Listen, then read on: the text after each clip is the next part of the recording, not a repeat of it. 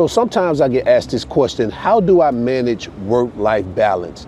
In the beginning, I thought that was the right question to ask. But now that I've been thinking about it lately, I really think that's the wrong question that a person should ask. Because if I'm being honest with you, the seasons in my life that I felt everything was perfectly balanced, those were the seasons that nothing ever changed. I know for some that's going to be uncomfortable to hear, but stay with me for a second. But we've been sold an idea that everything is supposed to be neat.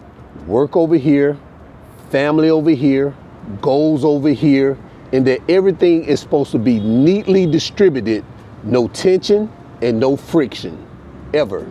Think about that. Now, don't get me wrong, I think work-life balance is a beautiful idea. But if you're looking to become great, build something meaningful, balance is not the thing that's gonna get you there, especially in the beginning. And here's the thing, most people don't want balance.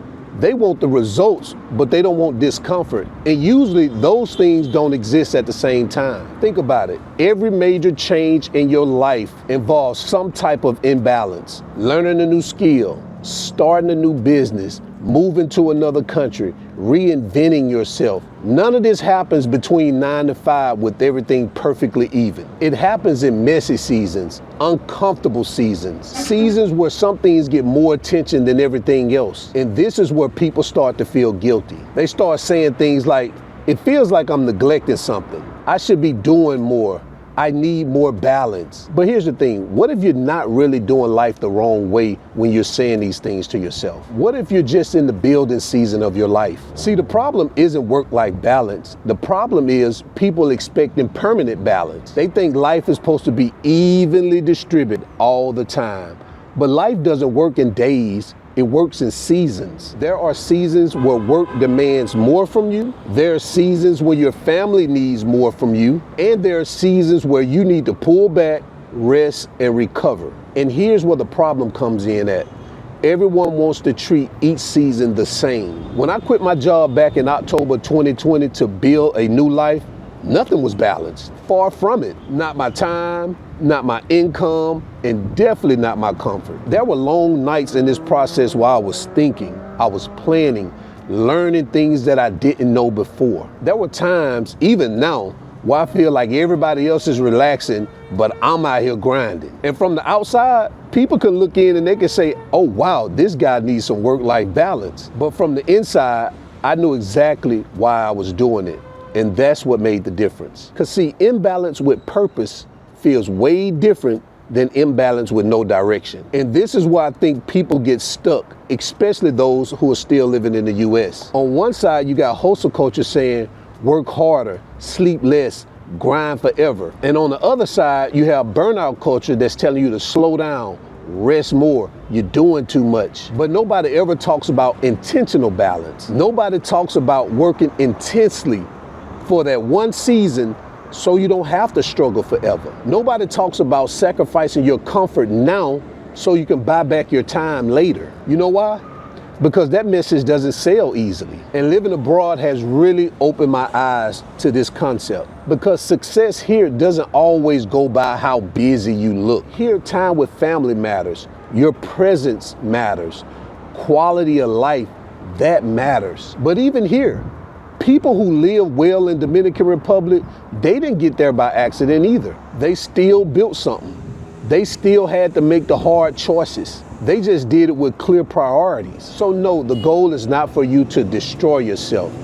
And being imbalanced doesn't mean you have to be out here reckless either. It means that you should ask yourself better questions. Instead of asking yourself, how do I balance everything? Try asking yourself, what is it that I'm building right now? What deserves my focus this season? And what cannot wait without me feeling guilty?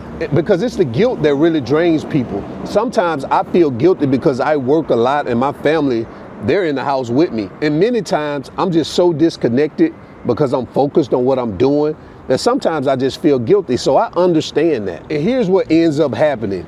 You start to think you're working and you're feeling guilty that you're not resting. But then when you're resting, you feel guilty that you're not working. And that mental tug of war will burn you out faster than hard work ever will. Trust me. I struggle with that all the time. But you know what works better than balance? And that's integration. That is letting your work serve your life rather than competing with it. That's you knowing that some seasons are gonna be heavier, and that's okay. But as long as you protect the things that truly matter to you, your health, your sleep, your family, and your relationships. Those are not negotiable when you're in grind season. But everything else, you can make a shift. So now I want to speak with someone directly who may be watching this and they feel behind, who feels like their life is not balanced at the moment. Understand, you're not failing, you're building. And guess what? When you're building, nothing looks pretty. You ever been on a construction site?